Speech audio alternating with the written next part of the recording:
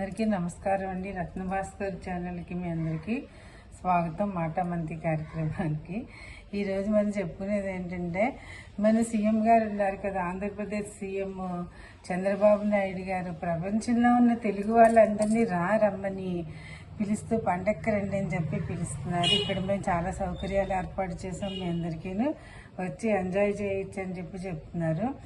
అందరినీ రమ్మని పండక్కి పిలుస్తున్నారనమాట.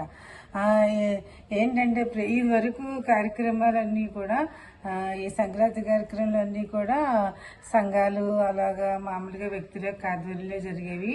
ఇప్పుడేమో ప్రభుత్వమే అన్ని రకాల కార్యక్రమాలు నిర్వహిస్తోంది.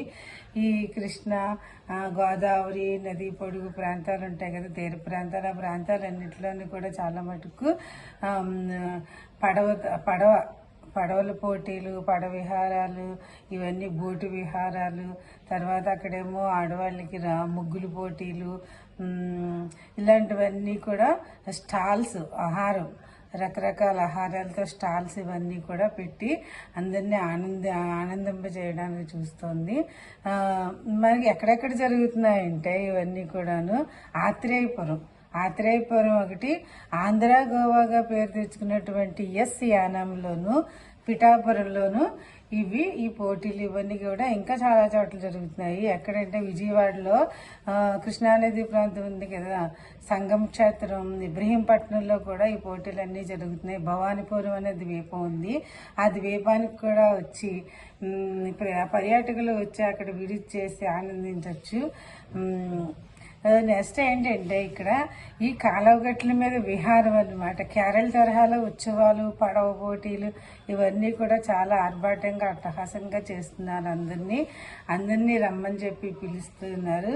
పిఠాపురంలో ఏంటంటే, ఉప ముఖ్యమంత్రి ఉన్నారు కదా పవన్ కళ్యాణ్, ఆయన చేతుల మీదుగా జరుగుతుంది. ఆయన 11వ తారీఖున ఓపెన్ చేస్తారు ఇవన్నీ కూడా. అక్కడ కూడా పడవ పోటీలు, ఆడవాళ్ళకి ముగ్గులు పోటీలు, ఫ్యాషన్ డ్రెస్ పోటీలు, తర్వాత ఏమో 300 మంది కళాకారులతోటి 27 కళా ప్రదర్శనలు ఇస్తారట అక్కడ. ఇంకా వివిధ ప్రభుత్వం సంబంధించిన స్టాల్స్ ఇవన్నీ కూడా చాలా గొప్పగా ఏర్పాటు చేస్తామని చెప్తున్నారు. అవన్నీ కూడా ఏర్పాట్లు జరిగిపోతున్నాయి. ఇదన్నమాట. మనం అందరం కూడా ఇంకా పట్టిసీమ ఇంకా చాలా ఉన్నాయి కదా మనకి.